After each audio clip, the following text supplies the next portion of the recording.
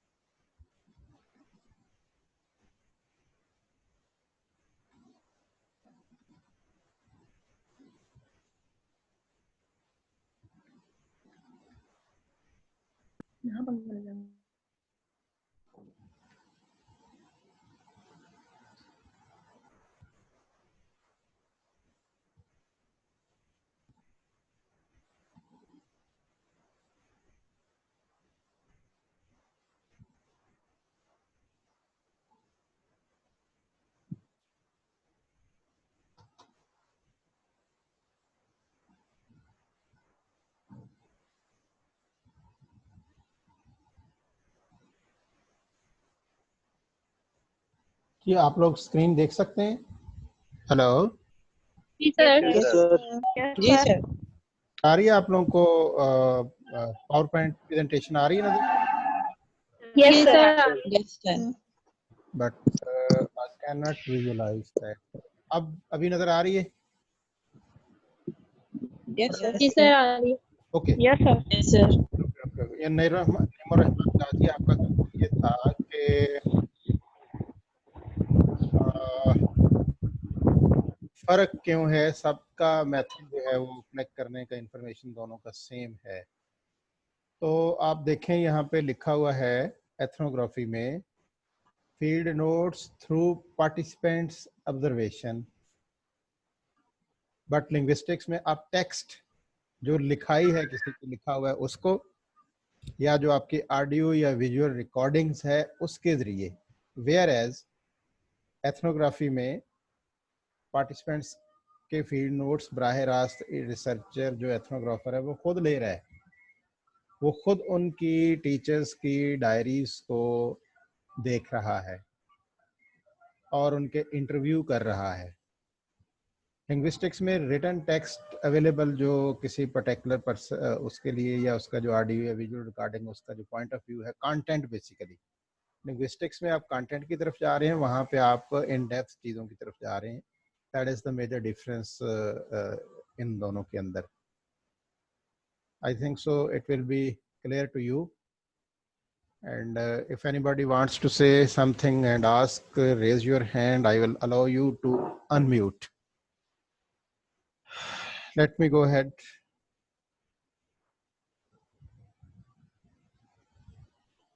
I was supposed to discuss methodological variant.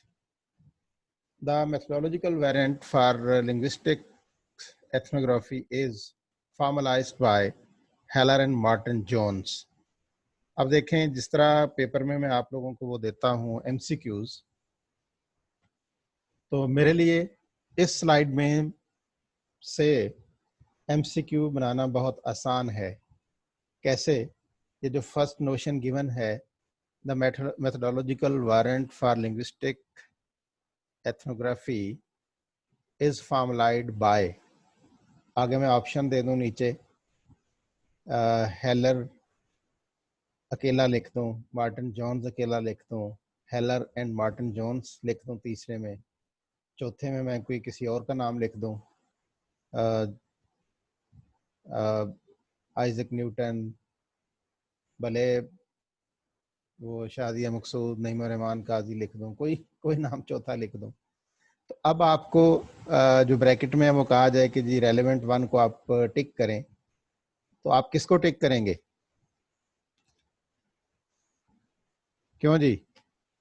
I am allowing to unmute. Sajid Iqbal, आप अपना unmute करें खुद, मैंने अलाउ कर दिया। ये सर, मैं आपके एमसीक्यूज के हवाले से बात करना चाह रहा हूँ। हाँ जैसा कि मिड टर्म, कैन हाँ, you hear me sir?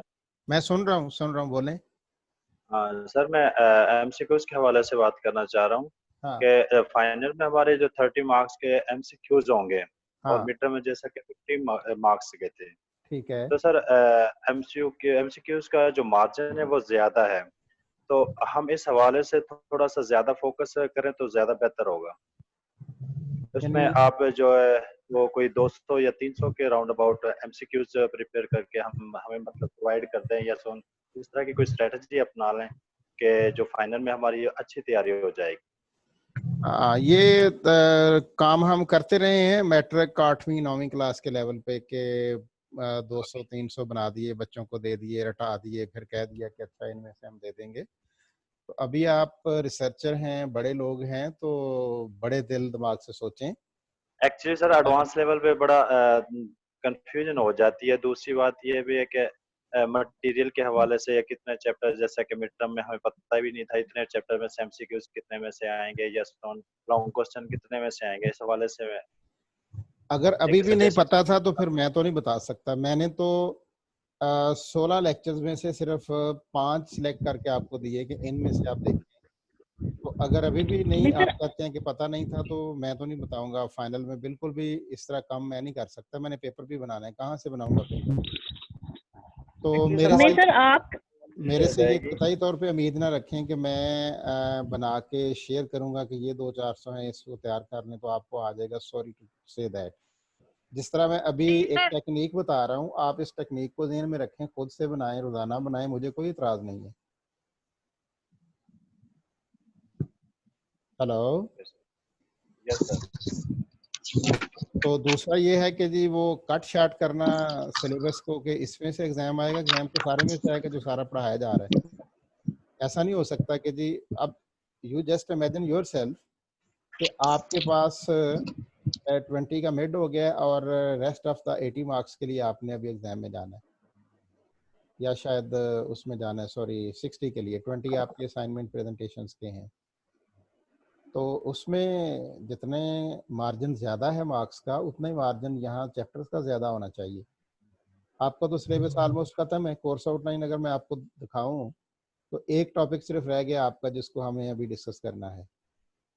That is interviews and focus groups.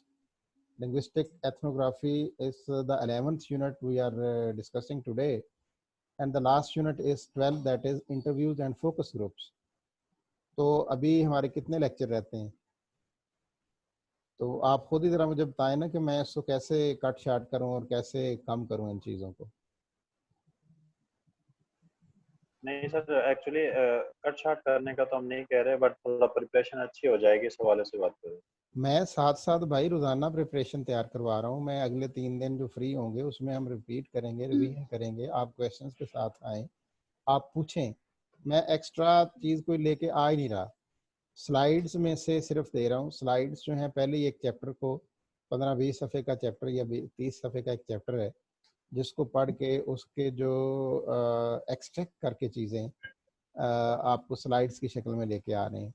और इससे कम मैं उसको कैसे करूँ, आप मुझे गाइड कर दें, मैं ऐसा कर लूँगा। Okay sir. मैं करूं बात आगे पढ़ूं या अभी किसी और ने कोई बात यस सर। करनी है? मैं आपको ये बता रहा था कि एक टेक्निक को यार ध्यान में रखें ना, आप अंडा खाएं मुर्गी क्यों खाते हो, ये एक सेंटेंस सीधा सा लिखा हुआ है, the methodology warrant for linguistic ethnography is formalised by Heller and Martin Jones. तो क्या ये ध्यान में नहीं रहती चीजें कि द मेथोडोलॉजी के वारंट, आपके पूरे सिलेबस में पहली दफा इसका जिक्र हो रहा है, मुझे याद है, इससे पहले कभी ये टर्मिनोलॉजी यूज हुई नहीं। अगर एक दफा यूज हो रही है तो क्या ये ज़हन में नहीं रह रहा कि ये हेलन और मार्टिन जोन्स की है? अब मतलब मैंने आपको बताया है कि इसकी सिचुएशन ए ये हो सकती है कि मैं आंसर में अकेला हेलर लिखूं, बी में अकेला मार्टिन जोन्स लिखूं, सी में हेलर एंड मार्टिन जोन्स लिखूं, और डी में मैं कह दूं कि आइजैक न्यूटन या कोई और बोल दूं। तो किसको आपको टिक करना चाहिए? सर बोथ को। किसको? सर बोथ रहेगा ना? Martin Jones, Heller and Martin. सही है। हाँ जी। हुजूर मैंने Helen A and B Martin C Jones. D बोला है, ए बी सी डी बोला है, आपने ए को करना है, बी को करना है, सी को करना है, डी को करना है? सर सी को करेंगे। सी को करेंगे। अच्छा अब देखो स्टेटमेंट है 2 लाइनों की, नीचे 4 लाइनें और आ गई हैं आपके आंसर की, और आपने उसमें दोनों वाला जो था सी उसको टिक किया। अच्छा इस पे मुझे आपकी क्लास की तरफ से बराह रास्त तो नहीं मुझे किसी ने कहा, लेकिन मेरे तक ये बहुत ज़्यादा आप लोगों की रिजर्वेशन पहुंची है कि क्वेश्चन बड़ा लंबा था जी, इसको आप मुझे और छोटा करके बताएं।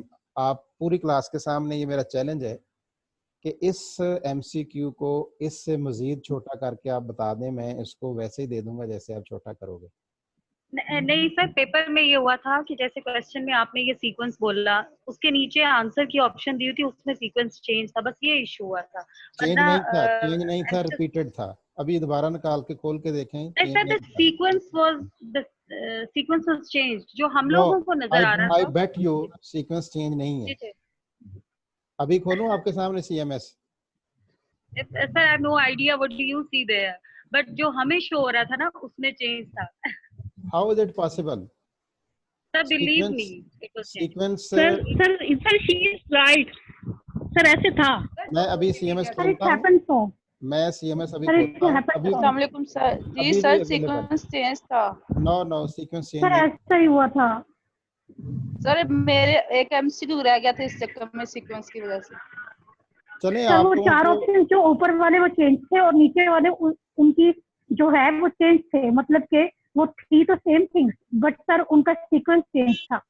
अच्छा चलें लेट मी से, ये क्या अभी इस क्वेश्चन में सी आपका रिस्पांस है आंसर, तो क्या वहां पे डी चेंज अगर सीक्वेंस करेंगे तो वो डी पे आंसर रख देंगे, ये आप कहना चाह रहे यस हैं? Sir, yes yes sir it happens so, ये ऐसा हुआ है सर। अब हुआ ये था सर, सॉरी कैन आई से समथिंग। हुआ ये था, for example I just tell you about myself के जैसे फॉर एग्जांपल मेरा पहला क्वेश्चन था, उसमें ये सी आंसर आ रहा था, बट जो नीचे सीक्वेंस दिया था उसमें ए था, मैंने सी पे ही क्लिक कर दिया। जब सेकंड सर आया तो मुझे थोड़ी सी समझ आई कि ये सीक्वेंस तो डिफरेंट है, I got to do it in other way, कि मैंने ऊपर भी देखना है क्या सीक्वेंस है, आंसर कौन सा, नीचे से सीक्वेंस चेंज कर। अच्छा आप रीजनेबल लोग हैं, बात कर रहे हैं, मैं आपकी बात पे यकीन कर रहा हूँ, लेकिन टेक्निकली ऐसा हो नहीं सकता। ऊपर जो मेरा प्रोवाइडेड आंसर है उसका जो सीक्वेंस कंप्यूटर में पहले से ऐड कर दिया गया है, तो कंप्यूटर ऑटोमेटिकली उस सीक्वेंस को नहीं चेंज कर सकता, वो नंबर ऑफ रिस्पांसेस को चेंज कर सकता है कि क्वेश्चन 1 के जो हैं उन्हें शफल करके दूसरे को दे दे, तीसरे को दे दे, चौथे को दे दे। तो पहले वाले का जो आंसर्स हैं वो 5वें वाले को तो रिपीट हो सकते हैं, पहले दूसरे तीसरे चौथे को नहीं हो सकते। बहरहाल अगेन ये अगर ऐसा है और आपने ऑब्जर्व कर लिया तो फाइनल में तो ऐसी प्रोविजन ही नहीं रहती। इस बात को हम मान लेते हैं कि ऐसा होगा, जो कि मैं फिलोसफिकली या लॉजिकली मैं मानने को तैयार नहीं हूँ। आप लोगों के कहने पे मान भी लें तो ये एक्सपीरियंस आपने कर लिया, बात खत्म हो गई, अब फाइनल में इस चीज़ का डर ही नहीं है, आप एक एक्सपीरियंस कर चुके हैं कि ऐसा हो सकता है। जी थैंक यू। लेकिन कोई पॉइंट ऑफ व्यू आप लोगों का ये था कि जी बड़ी लंबी लंबी आइटम्स थी, मैं वो बात कर रहा हूँ कि मुझे इस आइटम को छोटा करके दे दें। 4 लाइनें रिस्पॉन्सेज हैं, 2 लाइनें स्टेम है, 6 लाइंस तो बननी है। इससे और छोटा कैसे होगा, और टाइम कितना है, पूरे 60 सेकंड्स। तो बड़े बने, Sir, बच्चे ना बने। I think that was the only issue. अगर वो ना होता तो क्यों नहीं इतनी लंबी स्टेटमेंट लगती, क्योंकि उसको समझना के लिए बस time 60 सेकंड 30 मिनट्स तो हमें 30 सेकंड तो समझने में ही लग जाते थे, कंफ्यूज हो गए थे कि क्या करे क्या ना करे। कुछ आपका फर्स्ट पेपर था, तो एक्सपीरियंस भी नहीं था पहले। हमारा भी ये एक्सपीरियंस नहीं था ऑनलाइन का, तो हो गया ना, हमें भी हो गया, आपको भी हो गया। जी सर, ये तो है। तो चलें सर उसमें जो sorry to interrupt you sir, उसमें ये था कि जो बाकी पेपर्स हमने 3 अटेम्प्ट किए हैं उनमें हमें 8 ऑप्शंस नहीं थे, there were no 8 options, instead of that only 4। तो ऑप्शन मैंने तो 4 ही दी थी। वो पहले वो अगर आईटी वालों ने उसको 8 बना दिया या रिपीट कर दिया तो उसमें मैं क्या कर सकता हूँ। लेकिन मैं आप लोगों से ये कहूँगा कि आप में से किसी स्टूडेंट के 15 के 15 ही गलत हैं और किसी के 15 आउट ऑफ 13 ठीक हैं। तो वो जो 13 आउट ऑफ 15 लेने वाले हैं, 12 आउट ऑफ 15 लेने वाले हैं, 11 प्लस या 10 प्लस पे जिनके ठीक हैं, तो इसका मतलब है कि difficulty level of the paper was fine enough. मैं आपको दोबारा समझा देता हूँ कि फ़िलॉसफी क्या होती है एमसीक्यूज़ या पेपर बनाने की। 40-60% डिफ़िकल्टी लेवल रखना होता है। अगर पेपर की समझ 60% लोगों को आ रही है तो एक्सीलेंट पेपर है, आसान तरीन पेपर है। अगर आपके पेपर की समझ 40% लोगों को नहीं आ रही, again it is fine enough, it falls on the criteria that is managed by the psychologists and test development personalities and authors. It's fine enough. हाँ 2080 हो तो डेंजरस है, और अगर 0-100% हो तो ट्रैश है, सजा मिलनी चाहिए उस टेस्ट बनाने वाले को। तो ये ध्यान में रखें, you are suppose to be teacher and you are the students of high level. 40-60 difficulty level of the items जो है ये होता है। अगर आपके ऑडियंस में से 60% लोगों को बात क्लियर हो गई है तो देन इट्स मच, मतलब आप कह लें बहुत एक्सीलेंट आपका पेपर है। तो ये रखना पड़ता है, इस तरह तो नहीं होता ना कि सारा ही हलवा बना के दे दें। नहीं सर, आपका पेपर तो बहुत अच्छा था, पेपर तो बहुत अच्छा था, लेकिन वो जिस इशू की हम बात कर रहे हैं that was not the level of difficulty, that was ambiguity basically. Yes, वो मैं आपके समझ साइड सकता से हूँ, नहीं था। अगर रिपीटेशन थी तो वो गलत बात थी, नहीं होनी चाहिए वो थी। आपकी साइड से नहीं था। उन्हें करना चाहिए था, उसको क्यों रिपीट किया उन्होंने। वो ज़हर है, बंदा थोड़ा वो कंफ्यूज हो जाता है कि 4 चीज़ें ऊपर हैं, 4 फेर हैं, मैंने वो पढ़नी है, ये पढ़नी है, तो ये सोचते सोचते आधा मिनट गुजर जाता है। ये ठीक बात है आप लोगों की। इवन के मेरी जो एक एमसीक्यू था वो ये था कि क्वांटिटेटिव रिसर्च जो है वो मींस मेथड है या अप्रोच है, और थर्ड ऑप्शन दिया हुआ था D, and the fourth one is means के मेथड एंड अप्रोच। तो सर मैं कंफ्यूज थी उसमें कि मैं ये सी बीच में क्या आ रहा है, क्योंकि सी वाली ऑप्शन के आगे जो है वो सी ही आ रहा था, तो वो चीज भी कंफ्यूज कर रही थी। और ऊपर डबल ऑप्शन सी मींस वो 8 ऑप्शन थी, ऊपर वाली डिफरेंट थी, नीचे वाली डिफरेंट थी, और उसी में जंबल्ड होके हमारा टाइम जो है वो गुजर जाता था। वैसे वो 8 वाली बात तो ठीक है कि 4 और 4 रिपीट हो गई। ये बात आपने सी के सामने सी की है, इसमें मसला क्या है? सर सी ऑप्शन के सामने डी तो नहीं आनी थी, सी आनी चाहिए थी, और क्या आना चाहिए था?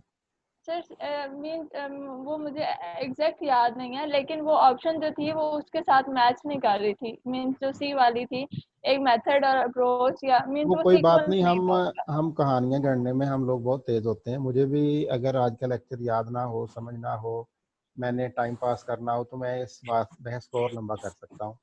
लेकिन मैं आप सबका टाइम ज़ाया नहीं करना चाहता। जिस किसी को बड़ा ज़्यादा इशू है इस पर, वो मेरे से इंडिविजुअली बात कर सकता है। लंबी चौड़ी ईमेल में एक्सप्लेन करें, मैं उसी तरह जवाब आपको दूंगा। तो मेरा ख्याल है हमें आगे चलना चाहिए, सबका टाइम ज़ाया हो रहा है। The tools of methodological and interactionist sociolinguistics must be brought together with tools of ethnography, which allow us to situate interactions with respect to the webs and resources we have discussed. Previously, हमने इनकी information collect करने के जो methods discuss किए हैं, दो approaches सामने आ रही हैं, इंटरेक्शनिस्ट सोशियो लिंग्विस्टिक्स, वो यूज़ करेंगे टूल्स जो एथनोग्राफी के टूल्स हैं। ठीक, तो इन टूल्स की मदद से जो डाटा इकट्ठा होगा उस मेथोडोलॉजिकल अप्रोच को यूज़ करते हुए इसको फिर एनालाइज किया जाएगा। ये डिफरेंट थेरीज हैं जो आप कह लें लिंग्विस्टिक एथनोग्राफिक रिसर्च से मुतल्लक जिन पे डिस्कशंस हुई हैं। सोशल थ्योरी है, एजुकेशनल थ्योरीज हैं, डिस्कोर्स एनालिटिक फ्रेमवर्क्स हैं। इसी तरह ये एक लिस्ट ऑफ रिसर्चर्स है जिन्होंने इस पे काम किया हुआ है। तो ये चूँकि जस्ट फॉर इंफॉर्मेशन और हाउ नाउ के लिए हैं, इन रिसर्चर्स को याद करने की ज़रूरत नहीं। वेयर एज थेरीज तीनों जो हैं ये हमें पता होनी चाहिए। तो what theories works better on the linguistics ethnography, but the researchers, बस ठीक है, आप इनको पढ़ लें बात ख़त्म हो जाएगी। अब हम वापस अपने टास्क की तरफ आते हैं, क्योंकि हम मेथोडोलॉजिकल की बात कर रहे थे ना, तो बीच में थ्योरीज और रिसर्चर्स की बात इसलिए की कि जब हम अब देखें ये इतना 5-10 सफ़े पे ये चीज़ें लिखी हुई थी कि ये थ्योरी ये कहती है, ये कहती है, ये कहती है, तो मैंने समझा कि ज़रूरी नहीं है इन थ्योरीज को समझाना। इन थ्योरीज का इंट्रोडक्शन काफ़ी है कि इतनी थ्योरीज प्रवेल कर रही हैं और इतने रिसर्चर्स ने उस पर काम किया हुआ है। अब मेथड, चूँकि हमने इंफॉर्मेशन का देख लिया था, हम देखते हैं कि डाटा की नेचर क्या होती है। Participants observation, field notes, audio visual recordings, pre and post observation interviews के थ्रू लिंग्विस्टिक एथनोग्राफिक रिसर्चर जो है, एथनोग्राफर जो है, वो डाटा इकट्ठा करता है और फिर उसको एनालाइज करता है। एनालाइज करने का जो फार्मूला आपके सामने नज़र आ रहा है आपको, दैट इज़ द कोडिंग। तो कोडिंग को हम पहले कहीं पढ़ चुके हैं। मुझे आप में से कौन बताएगा कि towards analysis of data the researchers go for coding? Which type of research method was suitable for the coding? जी प्लीज आंसर करेंगे आप।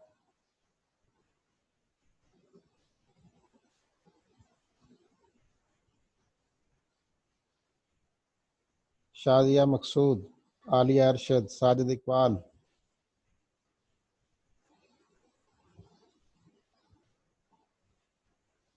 हेलो, आप सुन सकते हैं जी? Yes, sir, we can listen. जी, मैं ये पूछना चाह रहा हूँ हनीफ के अभी जो हम देख रहे हैं कि डाटा एनालिसिस में कोडिंग हम करते हैं, क्वेश्चन मेरा ये है कि अर्लियर किस तरह की रिसर्च मेथोडोलॉजी में हमने कोडिंग को पढ़ा है? If you can recall and share with us.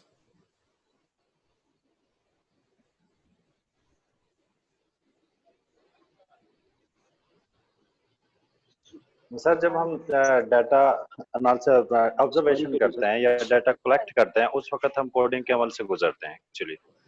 हाँ ठीक है, लेकिन मेथोडोलॉजी कौन सी होगी? रिसर्च मेथोडोलॉजी कौन सी थी? सर, क्वांटिटेटिव रिसर्च के अंदर। क्वांटिटेटिव में जी साइमा रफीक, आप बताइए। सर क्वालिटेटिव में पढ़ा था ये। क्वालिटेटिव। हाँ ये क्वालिटेटिव में सर। Thank you.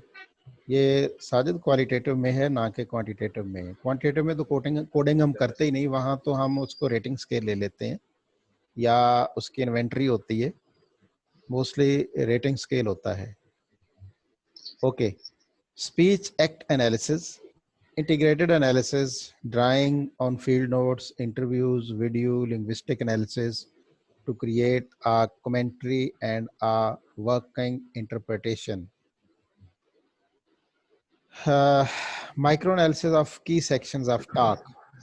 Earlier हमने देखा कि जो किसी की गुफ्तगू की रिकॉर्डिंग थी, rather it was audio or video, उन दोनों का माइक्रो एनालिसिस यानी small chunk of that speech हमने लिया, उसको इन डेप्थ अंडरफोल्ड किया और उसके कंटेक्स्ट को समझने की कोशिश की कि इसमें क्या कहा गया है।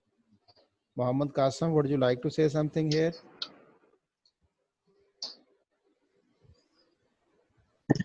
No sir. Thank you. your mic was unmuted, so that's why I asked. Sorry. No problem, you may unmute it, but to avoid distortion, we should using data sets in analysis. You have a section, ये बड़े important और closing remarks हैं कि ethnographic research में, linguistic ethnography में आपने जो data collect किया था, फिर उसको analyze किया था, उसको use कहाँ करते हैं? क्योंकि आप रिसर्चर हैं, आप एक सर्टेन पर्पस के लिए रिसर्च कंडक्ट कर रहे हैं, आप हायर लेवल के रिसर्चर, आप अपने एमफिल के लिए थीसिस कर रहे हैं और आपने ऑप्ट किया एथनोग्राफिक स्टडी को, तो लिंग्विस्टिक में लिंग्विस्टिक एथनोग्राफिक रिसर्च को यूज़ करते हुए आपने एक काम किया, उस काम को कंक्लूड किया, एनालाइज किया, तो उस एनालाइज डाटा को आप कहाँ यूज़ करेंगे? You have a section of a PhD thesis written as a linguistic ethnography. Answer the following questions. वो आप PhD thesis written हो या MPhil का हो, उसमें इस तरह के questions हैं जहाँ पे आप आंसर करके इस डाटा को यूज कर सकते हैं. What data sets are used? What arguments are developed? How do the data set together contribute to the development of the argument? असल इसको मैं कंक्लूड करते हुए एक बात आपके सामने रखूं तो ये दो मिनट की कहानी है, इसको आपने बड़े गौर से सुनना है और समझने की कोशिश करनी है. इस तरह है कि रिसर्च मेथोडोलॉजी के अंदर जब आप फर्स्ट आपका जो काम सबसे पहला होता है कि आप कुछ रीडिंग्स करते हो, अपनी दिलचस्पी से मुतल्लिक डिफरेंट रिसर्च आर्टिकल्स को पढ़ते हो, उनको पढ़ने के बाद फिर आप एक माइंडसेट बनाते हो कि मैं इस तरह के मैंने रिसर्च का काम करना है, उसका कौन सा एरिया होगा. Once you decided that research area,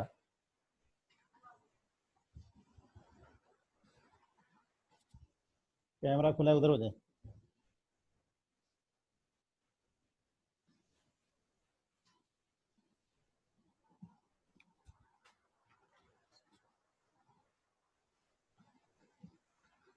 तो उस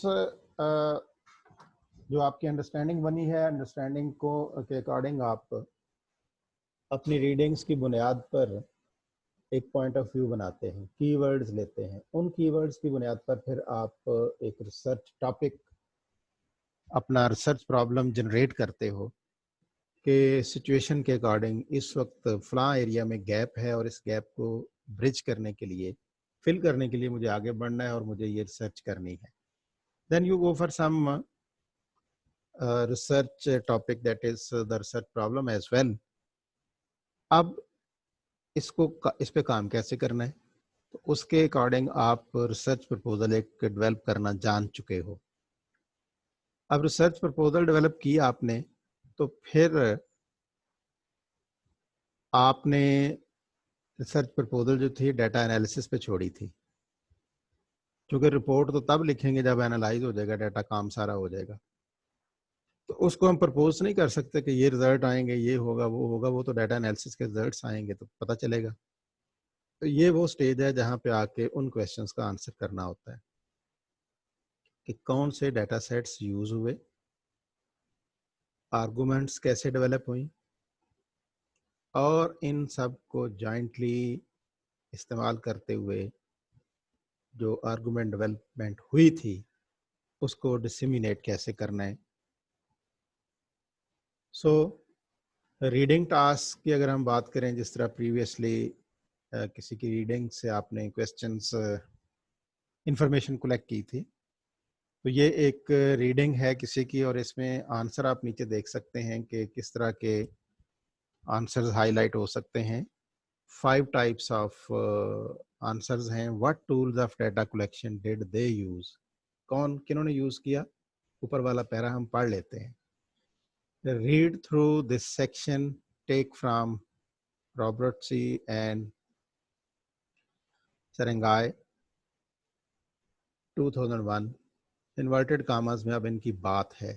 Like you are living 2 lives in one go, negotiating different social conditions for classroom learning in a further educationist context in Britain. अब आगे रेफरेंस है कि ये कहाँ बात हुई, किन्होंने की और क्या बात की. जी Naeem, you can unmute. Sir मैंने पूछना ये था कि सर क्वांटिटेटिव और क्वालिटेटिव रिसर्च के अंदर हम जिस तरह डेटा कलेक्ट करते थे, हाँ जी, पार्टिसिपेंट चूज करते थे, रिसर्च साइट वगैरह, तो ये सब कुछ तो उसके साथ जाके रिलेट कर रहा है सर, डेटा कलेक्शन का जो मेथड है. तो हाँ. Sir what is the difference between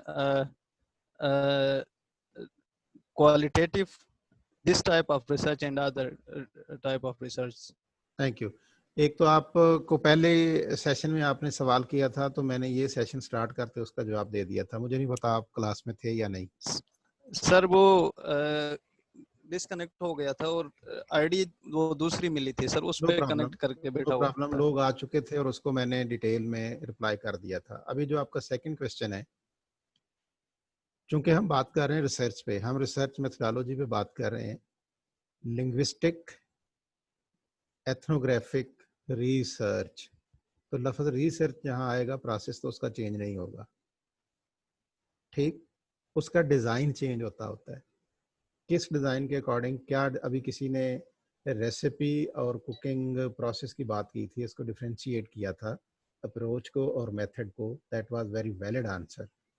so to your question, towards your question, I would like to say that कि डाटा भी यहाँ आना है, रिसर्च पार्टिसिपेंट्स भी आने हैं, रिसर्च साइट भी आनी है, वेरिएबल्स भी आने हैं, but it is different from the quantitative and qualitative approach.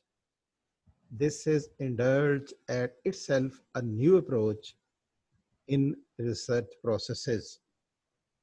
So इसमें हमने देखा कि कहीं तो वो लाइवली उनके साथ रह करके और डिफरेंट वेज से इंफॉर्मेशन कलेक्ट कर ले. अल्टीमेटली रिसर्चर ने करना क्या है, रिसर्चर ने तमाम कलेक्टेड इंफॉर्मेशन को इम्पार्शली एनालाइज करके लोगों के सामने पेश करना है.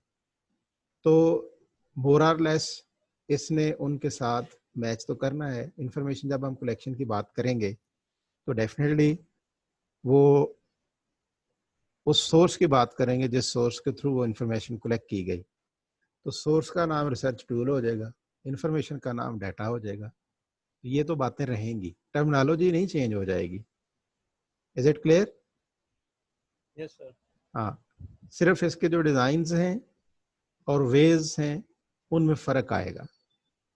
सर इसमें भी हाइपोथेसिस को हम प्री पोस्ट टेस्ट वगैरह करते हैं कि नहीं? यहाँ हाइपोथेसिस नहीं है. यहाँ हम किसी हाइपोथेसिस कोई नहीं बना रहे, हमें पता ही नहीं है.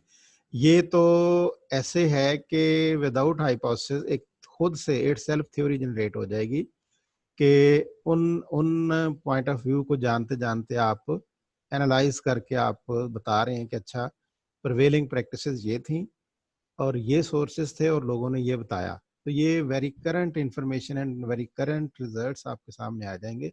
हाइपोथेसिस आप इसमें नहीं बनाएंगे.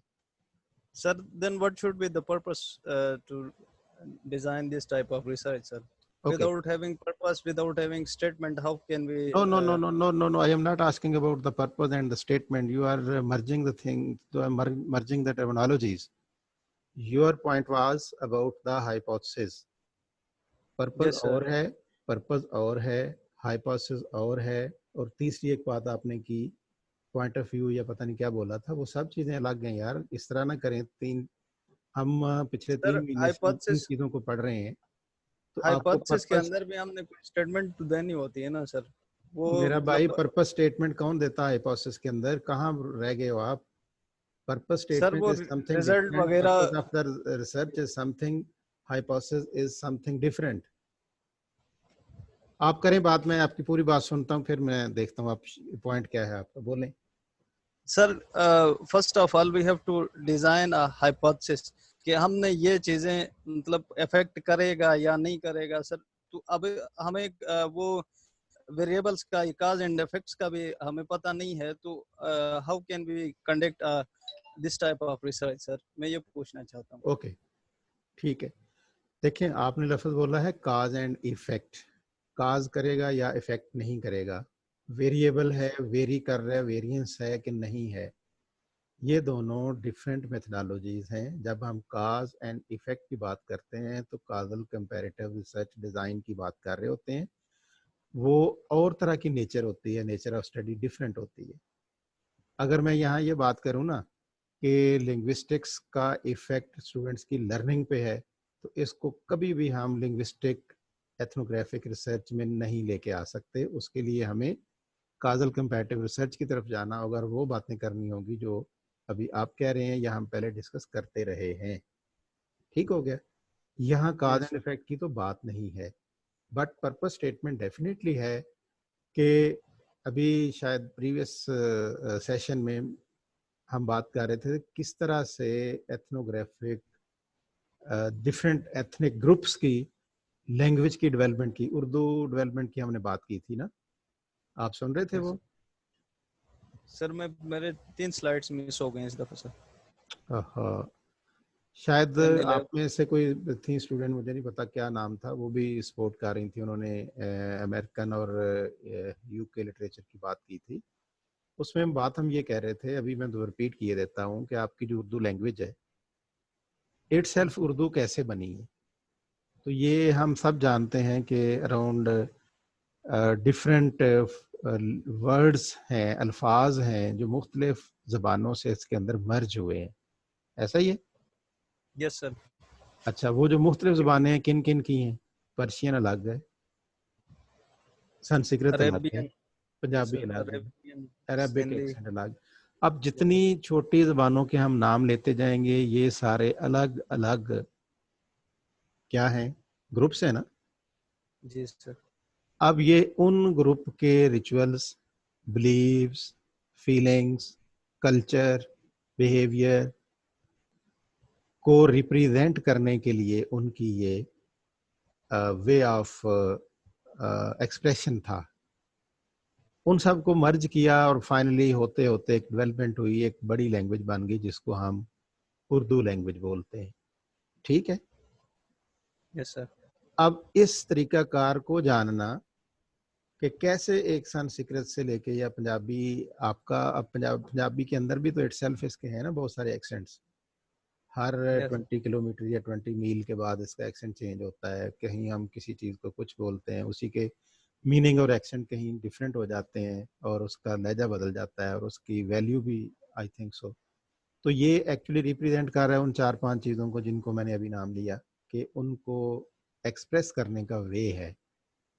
तो मर्जर हो गई, एक चीज़ डेवलप हुई और एस्टेब्लिश हो गई अक्रॉस द ग्लोब, उसको माना जाता है।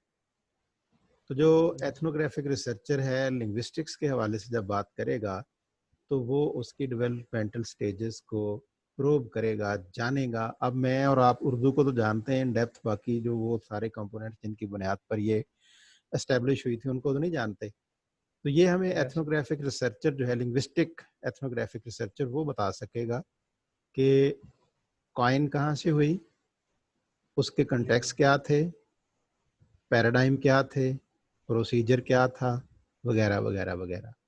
तो यहाँ तो काज एंड इफेक्ट की बात नहीं होगी ना, वेरिएशन चूंकि है, variation participant should be well known sir. हाँ, वो तो होंगे, उसी एथनोग्राफी के लोग होंगे ना जिनके साथ वो रह के इन चीज़ों को देख रहे हैं, समझ रहे हैं। मैंने शायद अभी फर्स्ट सेशन में वो लाहौर की बात की थी, एक उनके कल्चर की नाश्ते वाली, फिर मैंने उर्दू के एक्सेंट की बात की कि रे को अड़े और अड़े को रे हम बोलते हैं। तो ये इस कॉन्टेक्स्ट में इन चीज़ों को समझने की कोशिश करें, इसको उस तरह उनसे ना जोड़ें जिस तरह से हमने आपको सिखाया है। मुझे ये खुशी हुई है कि आपको वो चीज़ें पूरी याद हैं।